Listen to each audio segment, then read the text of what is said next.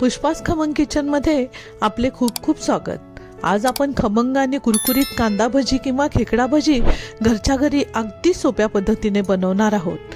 हवेत गारवा किंवा पाऊस असल्यावर या भजीची फरमाईश हमखास होतेच होते। खमंग खुसखुशीत अशी ही कांदा भजी चला तर बनवायला घेऊ। कांदा उभा कापून यात लाल तिखट, मीठ, जिरपूड, कोथिंबीर, ओवा, लिंबू पिळून पाणी न घालता छान मिक्स करून घ्यायचं आहे। या मिश्रणात मावेल इतकं बेसनचं पीठ आणि तांदळाचे पीठ घालून हे छान कालवून घ्यायचं आहे।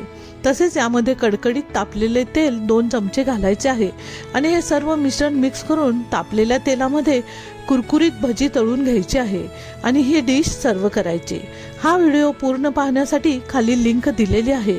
या आणि अशा साध्या सोप्या रेसिपी पाहण्यासाठी पुष्पास खमंग किचनला लाईक, शेअर आणि सबस्क्राईब नक्की करा।